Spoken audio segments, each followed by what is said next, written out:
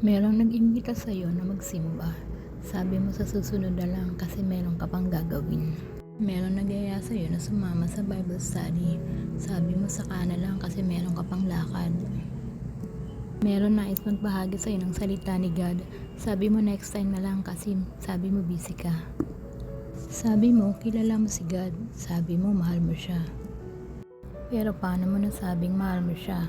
Paano mo nasabing kilala mo siya? Kung wala ka naman panahon na lubos na makilala siya. Kailan yung sakana? Kailan yung sa sunod na lang? Kailan yung next time na lang?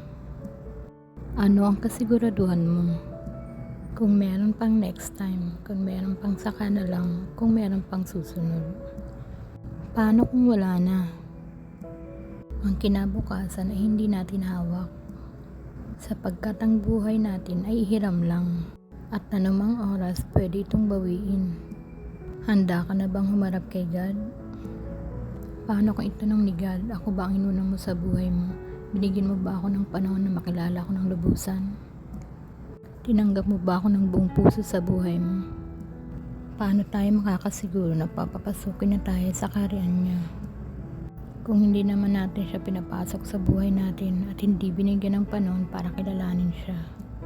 Upang mabigay sa kanya ang lahat ng papuri at pagsamba na nararapat sa kanya. May panahon pa, huwag na natin pagpabukas-bukas pa ang kilalanin siya at tanggapin sa buhay natin, baka bukas ay huli na.